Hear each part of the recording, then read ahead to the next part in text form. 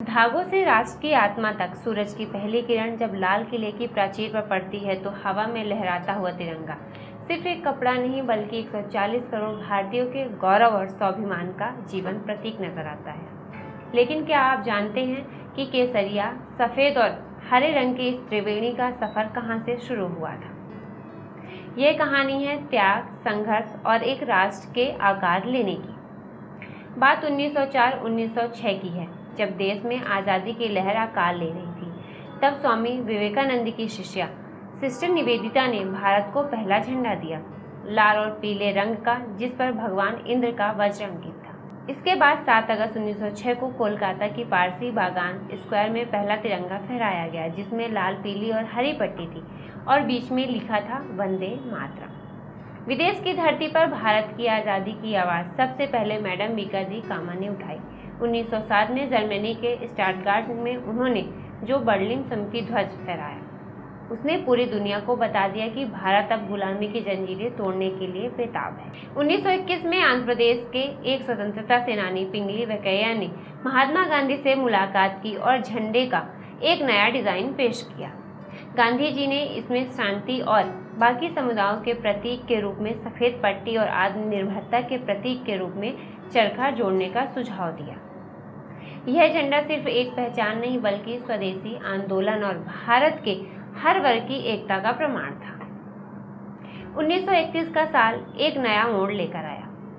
कांग्रेस ने आधिकारिक तौर पर केसरिया, सफेद और हरे रंग वाले स्वराज ध्वज को अपनाया। अब यह झंडा स्वतंत्रता संग्राम के सेनानियों का सबसे बड़ा संबल बन चुका था। चाहे 1930 का ऐतिहासिक दांडी मार्च हो या 1942 का भारत छोड़ो आंदोलन, फिरंगियों की लाठियों और गोलियों के सामने सीना ताने खड़े हर देशभक्त के हाथ में यही तिरंगा लहराता था। 15 अगस्त 1947 को भारत आज़ाद होने वाला था। आज़ादी से ठीक कुछ दिन पहले 22 जुलाई 1947 को संविधान सभा की बैठक बुलाई गई।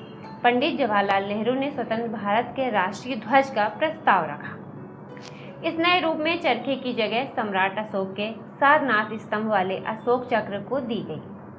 24 तीलियों वाली यह नेवी ब्लू चक्र संदेश देता था कि समय कभी रुकता नहीं और देश को हमेशा धर्म और प्रगति के रास्ते पर आगे बढ़ते रहना है। 22 जुलाई को यह दिन इतिहास के पन्नों में राष्ट्रीय ध्वज दिवस के रूप में दर्ज हो गया। तिरंगे के 3 रंगों का अर्थ है केसरिया, साहस, त्याग और बलिदान; सफेद, सत्य, शांति और पवित्रता; हरा, विश्वास, खुशहाली और हमारी उपजाऊ भूमि; 24 तीलियों का अशोक चक्र, निरंतरता, गतिशीलता और कानून का राज। 1923 में नागपुर में एक शांतिपूर्ण विरोध प्रदर्शन के दौरान हजारों लोगों ने इस ध्वज को अपने हाथों में थामा। नेताजी सुभाष चंद्र बोस ने भी दूसरे विश्व युद्ध के दौरान इस ध्वज का इस्तेमाल किया। हालांकि भारत के नागरिकों को राष्ट्रीय पर्व के अलावा किसी भी दिन अपने घर और दुकानों में राष्ट्रीय ध्वज फहराने की छूट नहीं थी। 2002 में इंडियन फ्लैग कोड में बदलाव किए गए।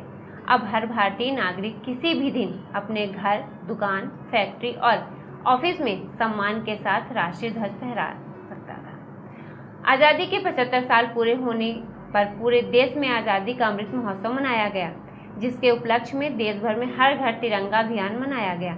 इस दौरान सभी के घर, दफ्तर, वाहन, ऊंची इमारत, हर जगह तिरंगा लहराकर देश के प्रति अपना कृतज्ञता व्यक्त की। भारतीय राष्ट्रीय झंडे का सफर इसके ऑफिशियल तौर पर अपनाए जाने से बहुत पहले शुरू हो गया था। भारत का पहला राष्ट्रीय झंडा 7 अगस्त 1906 को कलकत्ता के पारसी बागान स्क्वायर में फहराया गया। इस झंडे में लाल, पीले और हरे रंग की 3 हॉरिजॉन्टल पट्टियां थीं। लाल पट्टी पर 8 सफेद कमल थे, पीली पट्टी पर हिंदी में वंदे मातरम लिखा था और हरी पट्टी पर बाईं ओर एक सफेद सूरज और दाईं ओर एक सफेद चांद का तारा बनता था। आज़ादी के अमृत महोत्सव के दौरान चले हर घर तिरंगा अभियान ने यह साबित कर दिया कि तिरंगा आज हर भारतीय के दिल की धड़कन बन चुका है। यह तिरंगा सिर्फ आसमान से लहराता हुआ एक ध्वज नहीं है, यह उन अनगिनत शहीदों के बलिदान की याद दिलाता है जिन्होंने इसके सम्मान के लिए अपनी जानें न्यौछावर कर दी हैं। भारतीय ध्वज संहिता हमें यह याद दिलाती है कि झंडे का प्रयोग हमेशा पूरे मान सम्मान के साथ किया जाना चाहिए। जब भी किसी समारोह के बाद कागज या कपड़े का झंडा मिले तो उसे कभी जमीन पर ना फेंकें, बल्कि मर्यादा के साथ उसका निपटान करें। जय हिंद, जय भारत।